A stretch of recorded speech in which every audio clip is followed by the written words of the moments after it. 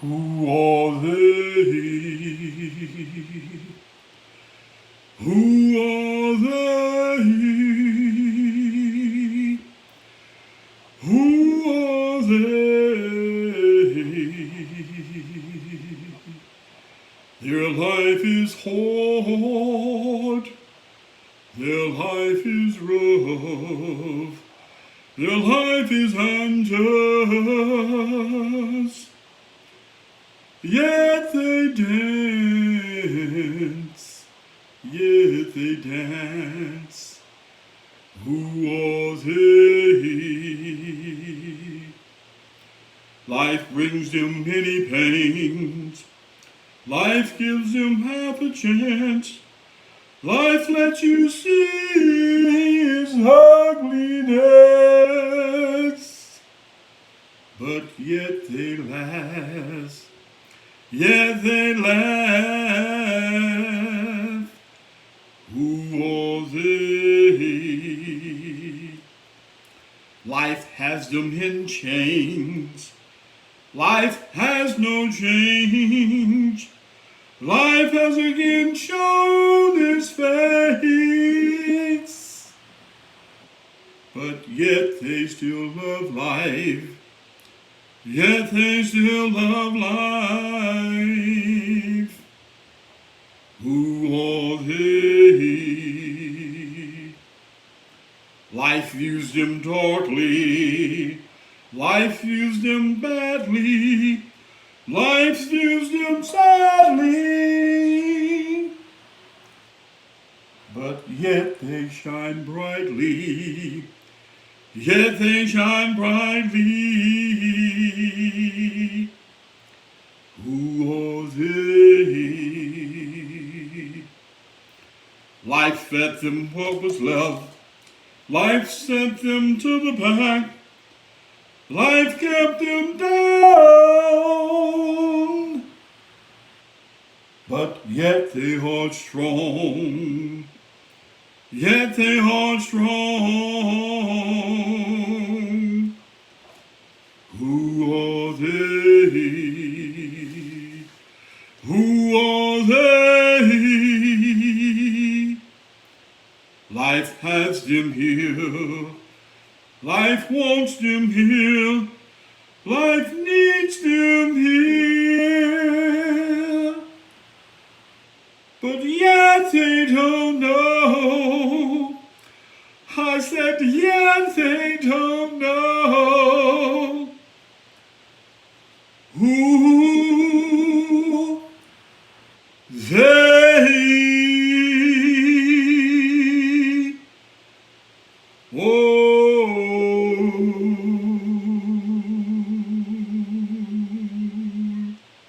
Who are they? They are you. They are me. The people that look like me. People that look like you. People that don't look like us. People that are poor. People that are hurting. People that are working all day, all night, 80 hours a week, some of them, and yet still poor. They are the working poor. Those who have built this country, slave working, even though they're told by those in authority that everything is all right and going to be all right, to motivate us to keep going with the status quo. But there's a movement now coming through the camp.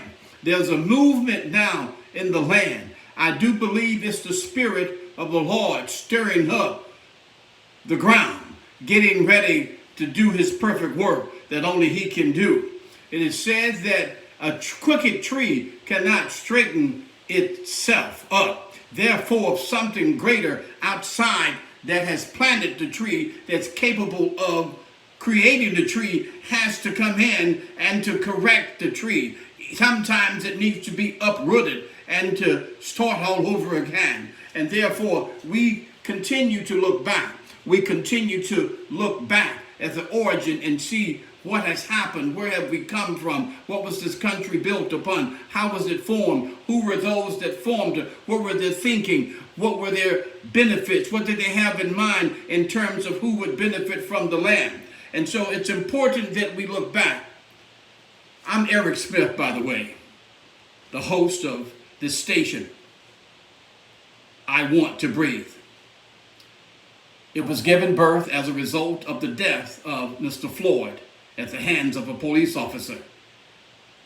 It's been noted that he said several times prior to dying that he could not breathe. He even called out for his mother. It's amazing what you say and who you're called for when you need help. Particularly, you're going to look for those that you think that love you and those that you know that would help you. Mama! He called. He cried out and said, I can't breathe. In other words, you're killing me. I'm going to die. But it fell on deaf ears. It is my hope that our time together, that my words to you and our time interacting with each other, that these words will not fall on deaf ears.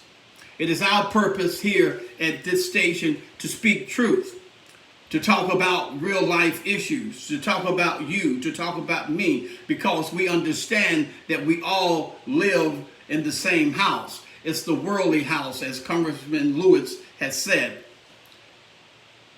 Regardless of if we want to acknowledge it or accept it as fact or not, we're in this thing together. We're in the world together. And we are connected, whether you want to accept it or not, directly or indirectly. Our lives are impact upon each other. What we do, what we say, has an impact upon each other. What they do in Congress, those people in authority, has an impact on us. It can be favorable, it can be positive, or it can be negative. It depends on who they have up front and what their agenda is. During this season of pandemic, and so many are hurting, but yet we see the authorities and those that are in power, how they are taking care of their own, if you will. I was touched so deeply about when they first came out with that PPP package, loans for small businesses, that you had some of the corporations and large businesses that felt so guilty. They were touched, and they gave the money back. They could see and feel that something wasn't right. I'm getting $10, $20 million, and yet these small businessmen that are trying to make it, mom and pop stores, are getting nothing. We're killing them purposely. And many of those businesses return their money. What a heart to have. And this is the way that we need to look upon each other. If you hurt, I hurt. We are connected. Can the foot say to the ankle that I don't need you? Can the eyes say to the hand, I don't need you? Of course, they're different members and they serve different purposes, but collectively together, they are so powerful, how they help each other. And in the like manner, that's how we as people, Homo sapiens, we're different, made differently, wonderfully made by the hands of God. And it is in our difference, I believe, that where we find our strength. And so last week, we looked at, can racism destroy America? A very simple question, yet a profound question. And the evidence seems to suggest that racism is very powerful, damaging, it corrupts, it binds people and also blinds people. We could see the impact and the evidence of it since the inception of this country, because it was founded upon those ideas and those individuals that held racist views, and they built this country upon it, which is why they have such a strong affinity and love and addiction for working people for nothing. They understand that there is a great benefit for maintaining poverty, maintaining people at a subsistent level, unable to make ends meet, thereby having an obligation, a responsibility to work like hell each and every day, just to stay afloat, just to feed a child, just to take care of themselves. They're caught up. The system was devised, it was created by someone. And so today we want to continue. This is part 2 of that discussion. Can racism destroy America? We look at that. We looked at how racism has and will impact our thoughts, our worldview, our perceptions, and influence greatly our behaviors. We've seen evidence of that. We see how people act and treat one another, oftentimes unaware of their behavior or why they feel a certain way because of society, what's been cooked and baked into society, the racist views, the racist attitudes. And so,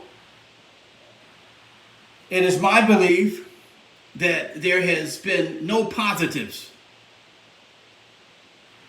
from holding racist views. There's nothing positive I find, from my perspective, that has come out of having and maintaining a racist view. But what I do find is that it's a power-driven, controlling factor to create and to maintain a dominant culture, which suppresses another culture and its people. We're talking about racism. Can it destroy America? I recall seeing how the KKK, the Ku Klux Klan, would even read the Bible and have prayer prior to terrorizing black families and or lynching black men. That's right. They justified it. They were able to read the Word of God and have a little church service, ceremony, praying to the Father, asking Him for His blessing while we go kill these, well, I can't say the word, but kill these black folks, these dark folks. And I'm sure they had some other names. Therefore, we see clearly that there is no limits to where racism will go and what it will do to stay alive. Remember now, we know that no one wants to die. You don't want to die. I don't want to die. As Dr. King had said, truth that is crushed to the ground shall rise again. And here we are. Remember, no one wants to die. Racist America is reluctant to change. It doesn't want to die. It doesn't want to give up. It doesn't want to change. Change can come only when we acknowledge the need for change, and we must recognize what's in sight, what's in our ear, and in our minds. While looking in the mirror one day, I saw how I looked, and I did not like what I saw in the mirror. And I did something about it to change my appearance. Drug abuse, you see, had changed me. And that you'll find in my book, From Crack to Clergy. It's going to be online here soon. You'll be able to purchase it about a couple of weeks. Looking forward to sharing it with you and hoping that you'll share it with your family and friends throughout the land. From Crack to Clergy, Provoking Thoughts. I saw as I looked in the mirror how I looked, and I didn't like it. I I didn't look well. I didn't look healthy. I didn't look good. I didn't look like myself because the drugs had changed me, had molded me, systematically, slowly working on me. And in the book From Clack to Clergy, Provoking Thoughts, it speaks about this fact. But more importantly, I did not want to see myself. I turned away first to avoid the mirror that caused me to see clearly the truth. I did not want to see the truth, so I avoided looking in the mirror at all costs. I looked at anything else, it didn't matter, an ant, a bug, a roach. Anything to prevent me from becoming aware of the reality of the truth of the matter. Racism, unfortunately, is the brick and mortar that built America. And America hates and refuses to look into the mirror. It does not like what it looks like. However, the benefits are too great for those in power to allow people to rise and shine as God wants us to. Law and order is a tool used well by racism to exercise its power, its might, and to turn you away from the mirror. But the same tool is not available when blacks are killed. Law and order is not mentioned when blacks are killed. Why? Law and order does not come into play when our sons and our daughters are killed for nothing, unarmed, going home, trying to get home, trying to do the right thing by higher authorities that are sworn in and take an oath to protect and serve. They end up killing our people.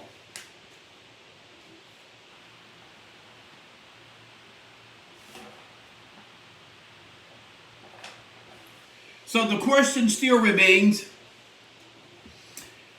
can racism destroy America? And of course, we've got to be honest here now. We must not forget that many of us, listen to this, many of us kill our own people. Let me say that again. Many of us kill our own people. And why? It is my belief, and you may disagree with this, and that's okay. Racism has taught us, and it still pushes strongly, the belief that black lives don't matter. It's been cooked into the system. It's a dominant fabric of the theme that runs throughout this country, throughout history. You've not only been taught, but you've been shown throughout history that black lives don't matter. Why do you think there's so much resistance to a simple statement, a simple sign that acknowledges a life matters? Why so much hatred toward placing mere words, a sign acknowledging that a life matters? I submit to you because the power and the force and the ideology and the purpose of racism is not to allow the black, those that are of color, to have power and to have a meaningful life. This would destroy their premise. This would destroy their concept. This would destroy their perception. And most of all, this would take away some of their power and their wealth that they founded when they found people of color on the continent of Africa and forced them into slave labor, working for free. So perhaps this is why America hates the mirror. The mirror shows them that black lives can matter. Black lives should matter. Black lives does matter. The mirror shows that in a very convincing way. Can it be that Black America has accepted the lie that has been told for centuries throughout history, the truth that black lives don't matter? Could it be that subconsciously that we act on that subconscious thought in that black lives don't matter, so therefore we treat each other with no respect, no regard for what hurts us or what's causing us pain, no regard for the life of another? Can racism teach that well? Is racism a masterful orchestrator and creating havoc and bringing about division and causing people to be intolerant of each other and having people to compete against each other, while those that are in control continue to change the rules and make policies that are going to take care of themselves and those within their circle? Can racism destroy America? Does black lives really matter to you? And therefore, our lives are not valued by society based upon the teachings of racism. But blacks fail to perhaps value their own lives as a result of the teachings that come from racism, living in a racist society. The racist system teaches and has taught us throughout history, and that devalues and disrespects a people for merely existing, and continues to ask them, why can't you catch up? Why aren't you where we are at? Why don't you have what we have? While at the same time, the dominant culture is making every effort with making laws to prevent you from catching up, and creating laws that's going to push you further and further back. For example, there was a time it was illegal, you might recall, for African Americans and blacks to even read or write. Talking about, why aren't you where I'm at? Why can't you read? Why can't you write? Or why aren't you where you need to be for all these years, hundreds of years? If I catch you reading or writing, it's against the law, boy. Do you know that? So why can't you catch up? Why aren't you where you need to be? Why do you think the way you think now about yourself? The law also is very important. You hear this. You couldn't vote. Your vote didn't count. We don't want you to vote. The mere fact that you could vote would give you some power. And why do you think now every effort is being made to prevent you from voting, even to this day? All sorts of tricks were concocted to You had to read stuff that was in a foreign language, a German language. If you can't read it, you can't do it. How many jelly beans is in the bag? You got to catch that before you vote.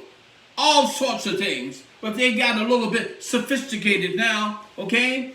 So they're asking for voter ID, knowing many of the blacks don't have a government ID, so that's what they ask for. Amen? Many of the blacks can't get out, don't have transportation, those that are of color, so they make it very difficult. You got to come, you got to sign your name, you got to have a photo ID and all this type of stuff. They don't want you to vote. So anything that they can come up with and disguise it as if it's something fraudulent or something you're doing, the enemy is very good at that. Racism is very good at throwing something out at you, sending you down a rabbit hole, if you will. Anything to prevent you from looking in the mirror, from seeing the truth. Racism is masterful at creating distractions. When in fact the system ran by those that are in power, filled with racist views, do not want people of color to vote. So they created. And I think something's being created now in the air. Talking about voter fraud, mail-in ballots. Where did all this come from all of a sudden? Can we be set to run down the rabbit hole again? Is it setting up for something else? Why would all of a sudden this comes up? I hope we're looking in the mirror today and not at what the system would want you to look at. Not at what the racist views would want you to look at. Let us continue to look at the mirror today. Let us continue to look at what's in our face. Let us continue to hear what's really being said. Maya Angelou's quote said, if a person shows you who they are, believe them. And she's also been noted as saying that nothing works if you don't. We've got to do the work, people. And we have a strong movement now. Let's continue with the movement.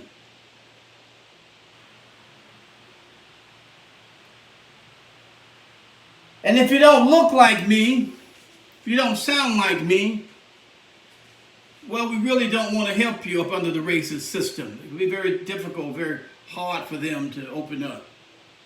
But racism is so powerful, even those that look like them, you're not at the right class system, if you will, you get work too.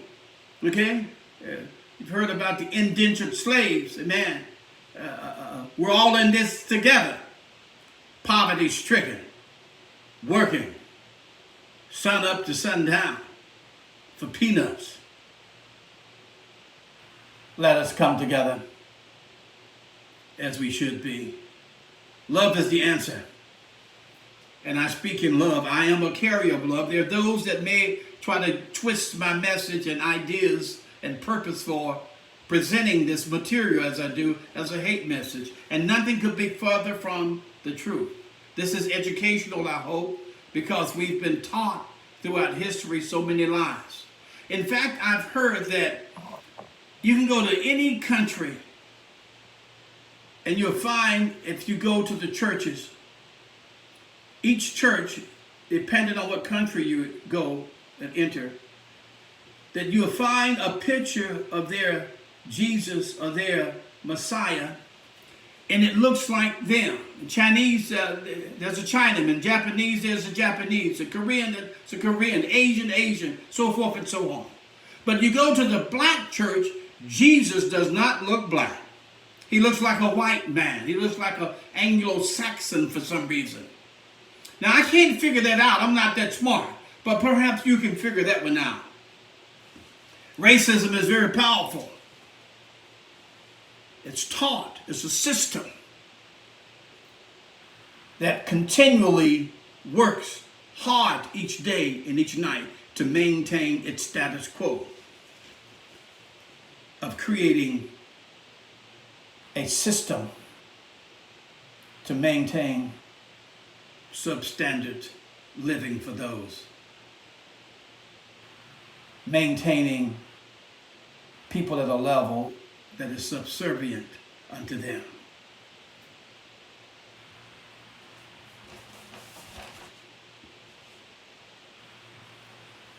Racism, the system has forced people to live in certain areas, particular areas. The ghetto. 5 or 6 families living in a 1-bedroom place, and you wonder why they can't get along, why they have an attitude. No work, no income, given a little stipend. You wonder why they steal, why they want to go take something, rob something to get some food. They're placed into a box. Racism places the people into a box. Makes it very hard for them to live under those circumstances and conditions. Something has to give.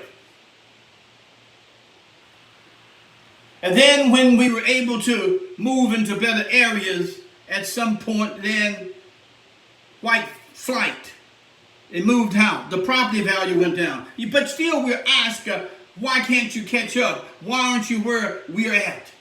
And all of these devices and all of these tricks of the trade, if you will, have been devised and continually concocting and creating a system of trickery to prevent you from rising and learning and educating yourself and empowering your people to become better.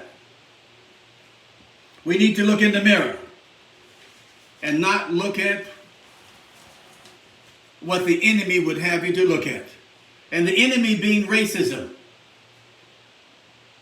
or the racist views that are held, the perceptions that have been formed based on racism.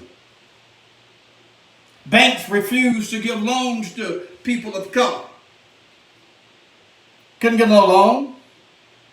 But yet we ask, why aren't you where you need? Why don't you have this? Why don't you have that? And every effort still being engaged and on a down low, if you will, of preventing us from making progress. But I'm reminded what Frederick Douglass has said, that where there's no struggle, there is no progress.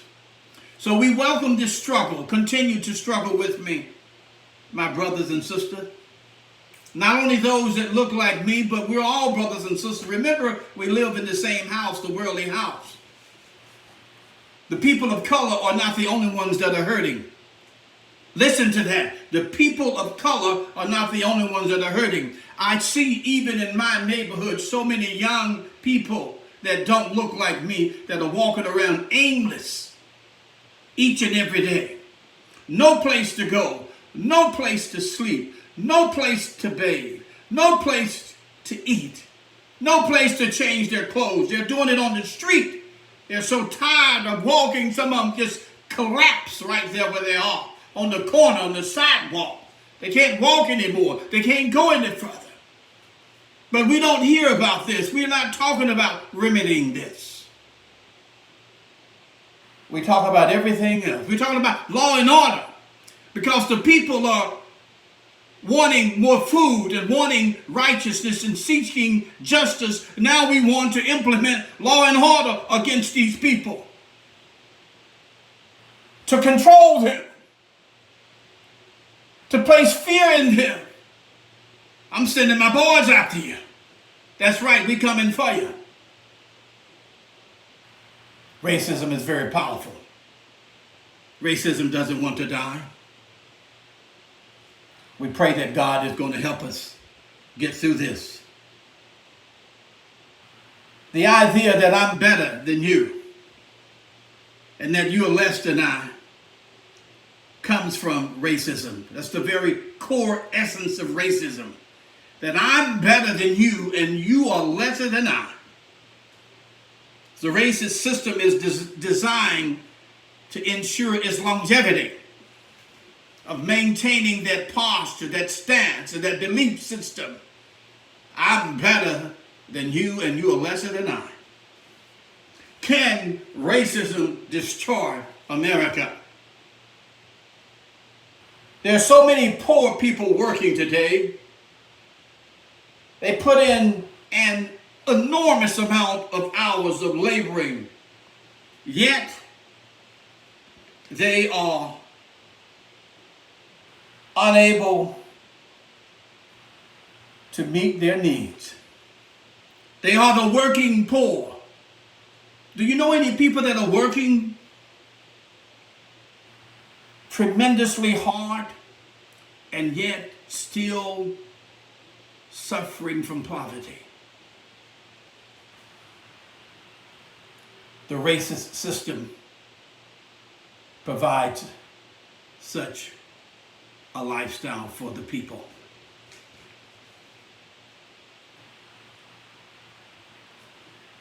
But again, we need to look in the mirror. The mirror will reveal the truth. Yet we're told everything's fine, everything's hunky-dory, everything's going to be all right. In fact, it's going to get better. If you vote for me, you make sure I'm in office, it's going to get better than it is today. Let us look into the mirror. Don't be afraid to look into the mirror. So let us look at the truth. The power of racism can bind us and can blind us. We are turned against each other by racism.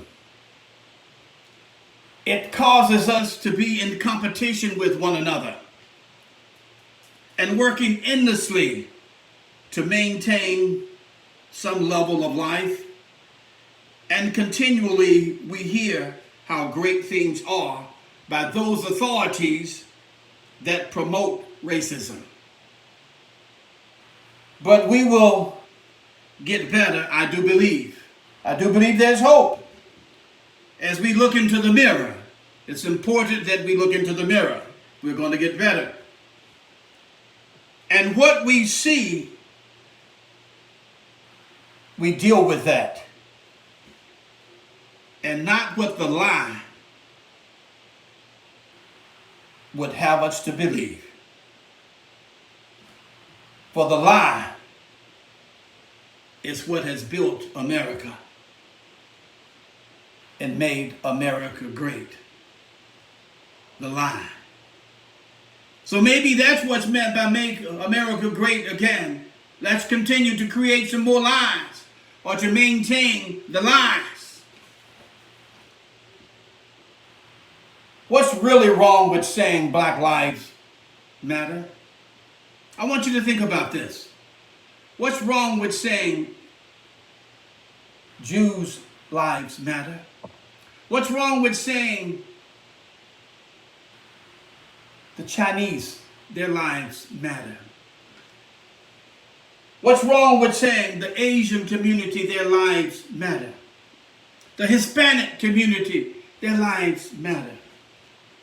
What's wrong with making a statement like that? It's a very simple statement. And it's a true statement. What type of a person would want to deny one the right to acknowledge the fact that their lives matter?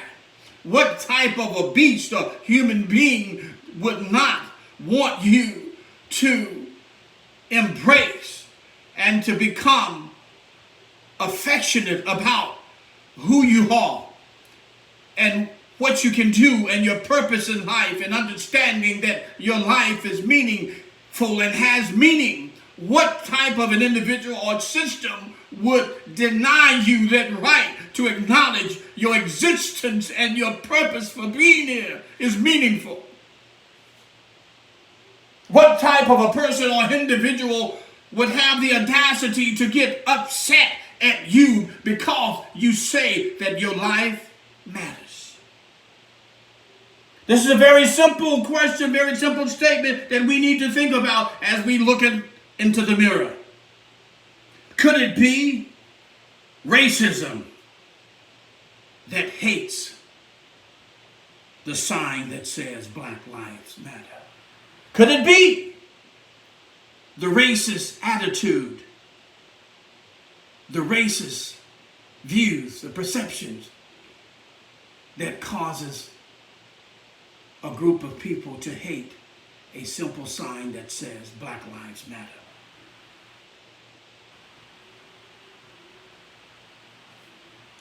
throughout history. There's a lot of evidence, there's a lot of noise, there's a lot of statements, there's a lot of acts, there's a lot of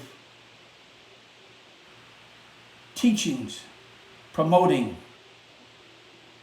directly, indirectly, aggressive, sometimes passive, but a lot of work, a lot of energy, a lot of money being placed into maintaining a system and teaching that black lives don't matter.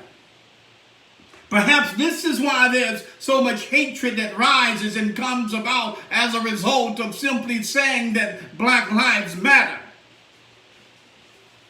The power of racism even has some people that are of color and black, they don't even like to hear that statement.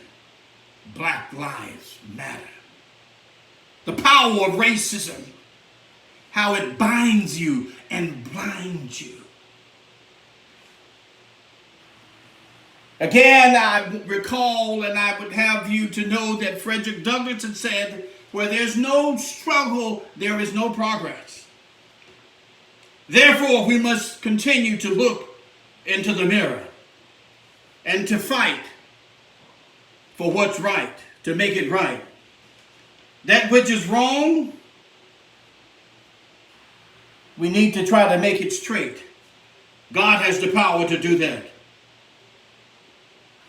We're all in this thing together. We need to know that we're in this world together. And you really need to hear this. No one gets out of here alive. That's right, you nor me, the president, vice president, whoever. Doesn't matter what you look like, where you come from, how much money you have. No one gets out of here alive. Let us try to make life more better and more comfortable for all of God's people, for we are all of God's children.